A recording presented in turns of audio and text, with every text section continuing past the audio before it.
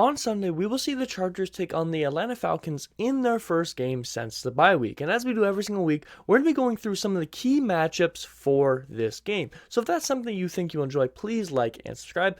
But let's not waste any more time. Let's go and get into things. Now, before we cover some of these key matchups, I kind of want to summarize what we've seen so far this year and talk about some of the broader spectrum of things for this Chargers team. Now, coming off the bye week, the Chargers have had some time to try and heal up a little bit and hopefully figure out some of these struggles that they've been having from top to bottom. Offensively, defensively, coaching, special teams, hopefully get all that stuff figured out during that bye week. Now, the offense and the defense have both seen some struggles so far this year, but looking at the roster, it is clear that this team can compete at a high level and even be contenders when fully healthy, and if this coaching can, kind of get it all working together. Now, currently, the Chargers do sit at 7th in the AFC with that last wildcard spot. So even with all these struggles, they're still right there in the race, even in the playoffs if it ended right this moment. Now, with a win this week, under the right circumstances, they could jump all the way to 5th in the wildcard race and be tied with the Chiefs for that number one spot in the division under the right circumstances. Now, what that means is when you face the Chiefs in Week 11, you could quite potentially take that number one seed in the division if all things were to go right. Now, one thing that we do got to realize here, though, is the Falcons really aren't an easy game. And we've seen multiple times from this Chargers team, and even this year, that there isn't such thing as an easy game. We saw them earlier in the year used against the Jaguars, who really haven't shown anything good since that game against the Chargers. Now, not only that, but the Falcons also currently sit at 4th in the NFC in the playoff race at a 4-4 record. So it's not like this team isn't good. They're right at 500 and they're in the playoff race. They have really been putting some good things together and have been winning games that maybe they're not expected to win. So this Falcons team isn't anything to scoff at. Now, with all that being said, let's go ahead and try and get into some of these matchups that we have here. The first matchup I'm going to talk about here is going to be the Chargers' weak wide receiving core, at least at this moment, going up against the Falcons' pass defense. Now, with Mike Williams going out with that ankle injury last week, likely to miss 4+ weeks, somewhere in that realm of things, Keenan Allen also is going to be missing this game, missing all practices this week, because in the bye week, it seemed like something seemed to happen once again with his hamstring and is going to be holding him back for a longer period of time. Not only that, but in today's practice, DeAndre Carter was limited and is questionable for the game due to an illness. With all that, you're missing wide receiver 1, 2, and depending on how you look at things, 3 and or 4. And that's going to leave you with Joshua Palmer, who has been pretty solid all year long, but is going to have to take a huge leap into that wide receiver 1 role.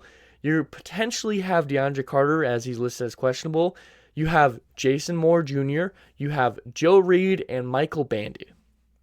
Michael Bandy and Joshua Palmer are really the only guys there that have been getting a consistent amount of playing time with this team so far. And what that means is, with a younger core of guys that really haven't seen a lot of playing time in the past years, any major playing time in quite a long time for any of these guys, if we're being honest, Herbert is going to, have to kind of force some passes here and be really smart with the football, especially with a lot of young guys. And what that could mean is there might be some miscommunications. It might be some drop balls. They might not run the right route, and it could lead to incompletions or potentially turnovers, which wouldn't be good by any means. Now, on the other side of things, the Falcons haven't been good in the passing defense by any means. Actually, the worst in the entire league, with the most passing yards allowed so far with 2,455. Not only that, but they also have allowed the most receiving yards to wide receivers in the entire league so far. They also have the 4th most passing touchdowns allowed with 14.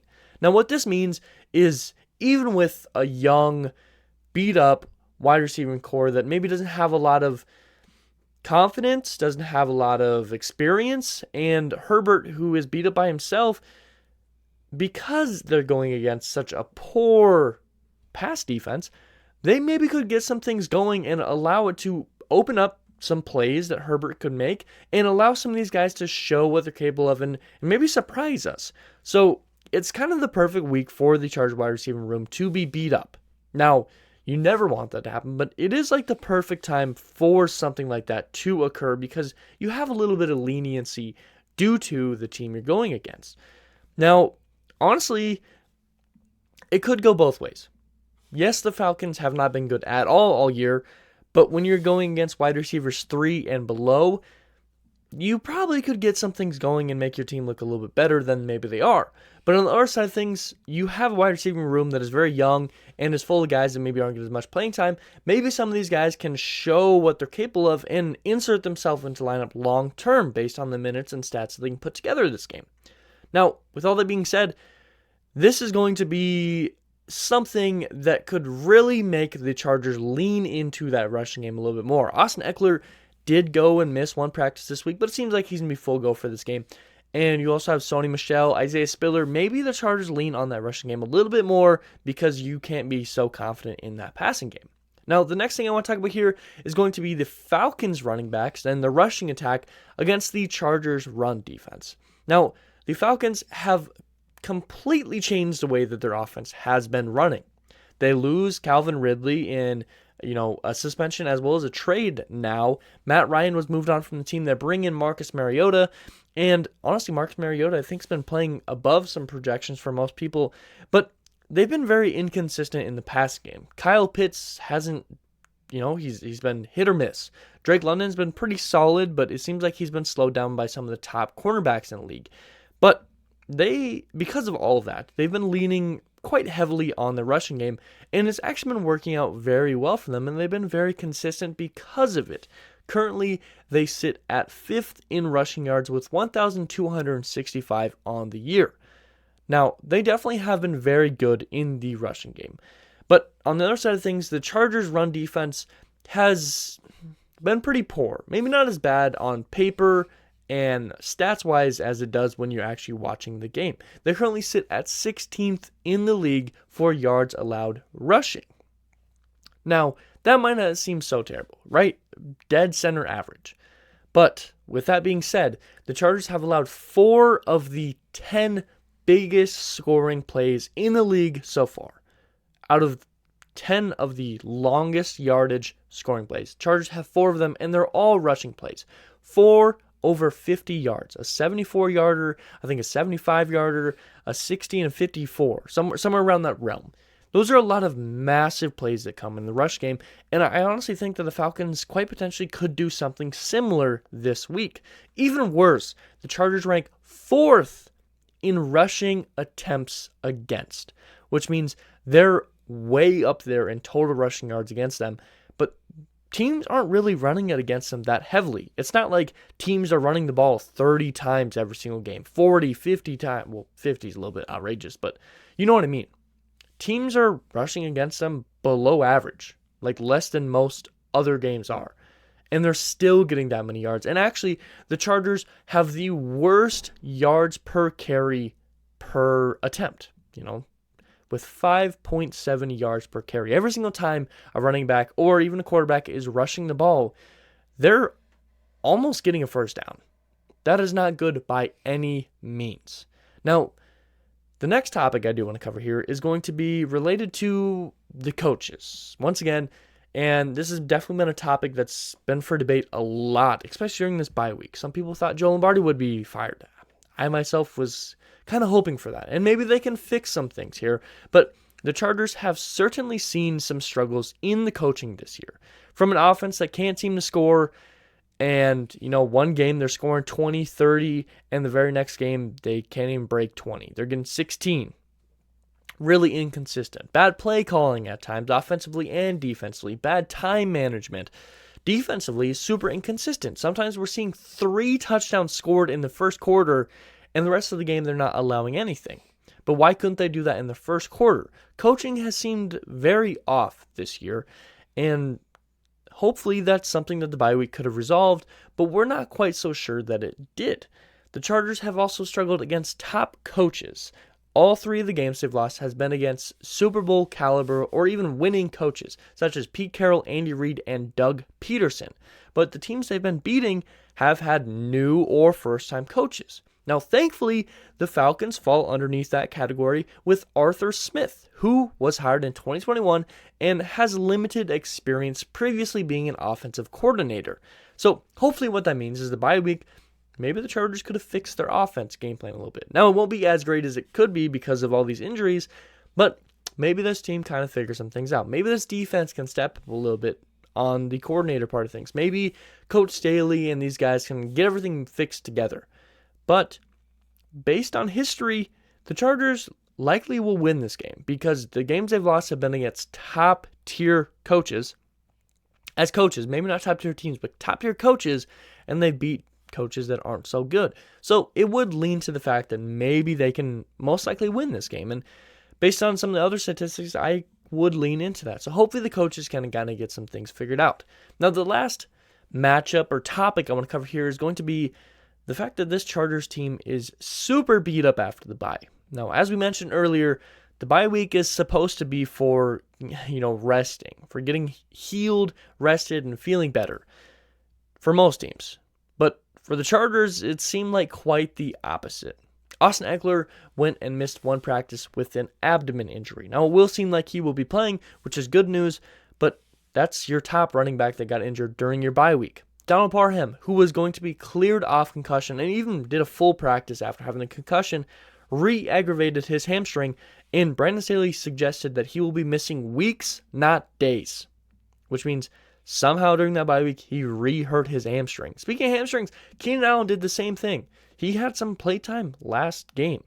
And during this bye week, as he was trying to ramp things up and get ready for this game, on the bye week, he re-injured his hamstring and didn't practice a single time this week. And likely what that means is he's going to be missing this week as well as a couple more based on what we saw earlier this year. Joey Bosa was expected to miss 4 to 6 weeks based on his injury. And just a couple days ago, maybe even last week, in a press conference, we saw Coach Staley, say that hopefully Joey Bosa will be back before the end of the year. Hopefully Joey Bosa will be back before the end of the year. What happened to 4 to 6 weeks? Like, that doesn't make any sense. We're entering week 9 right now, which means, week 10 right around the corner. You're telling me Joey Bosa is going to potentially be back in 6 more weeks when it's already been 3-4 weeks? What happened to 4 to 6 weeks? That's a little bit worrisome. Jerry Tillery injured his back while working out during the bye week. DeAndre Carter, illness, so it's not really on the fault of the Chargers. I wouldn't say injuries are at the fault of the Chargers, but it's odd that all these injuries occurred during the bye week. Even Taylor Bertolet, sorry about that last name mispronunciation. The backup kicker that came in after Dustin Hopkins' injury also received an injury, and the Chargers had to go to a third kicker so far this year. And speaking of this year so far, we've seen 12 starters who have had at least one limiting injury. Now, limiting, whether that is, long-term, like Keenan Allen missing multiple games, Joey Bosa missing multiple games, whether that's like missing a half or something like that, like we saw with Corey Linsley, whether that's just an injury that has been lingering and has caused players to not be able to perform at their top level, such as Corey Linsley, Trey Pipkins, Justin Herbert, all these guys who have been limited on how great they can play because of these injuries and maybe haven't been able to do as great as they have been. 12 starters having dealt with pretty limiting injuries is not a good sign at all. I mean, as a Chargers fan, it's crazy to say that this year might be one of the worst injury years in a long time. And that's with some of the injuries that were happening during Anthony Lynn. It's just crazy to think about. But with all that being said, let's go ahead and move into some of the predictions and hopefully get back to the good side of things. Now, my prediction is going to be a couple different things. First, I think Justin Herbert's going to start getting back into the role of things and look more like Justin Herbert, but with a limited wide receiving core. I'm not sure how great his numbers will look, but I think as bigger plays are going to occur and he'll look more like Herbert, I'm going to say somewhere around 280 yards and at least 2 touchdowns. Passing, rushing, I'm not sure, but I think he's going to look more like Justin Herbert normally does, but not big stat numbers because you have such a small group of guys that would normally get playing time. I think the defense is definitely going to take a little bit of a step up, slow this Falcons defense down, and hopefully and my prediction, not allow so many points in that first quarter. And lastly, my prediction for the score is going to be the Chargers 24 to the Falcons 17. They're going to win. They're going to move to 5-3. And honestly, I think quite potentially the Chiefs are going to lose that game on Sunday Night Football to the Titans, and the Chargers are going to be tied for the division. Those are my predictions for this game. What do you guys think? If you enjoyed this content, please like and subscribe, and comment down below your thoughts on this team, these injuries, and even the coaches, because there's been a lot of questions about all that stuff. There should be a video here. It might be right after the game. It might be a couple days after. It might be even before the game of what's been going wrong for this offense and how they can fix it. So feel free to check that out when that does drop. But as always, I hope you taught some today. Hope made you smile. Hope made you laugh. Some really important to me. Affects my day in a great way.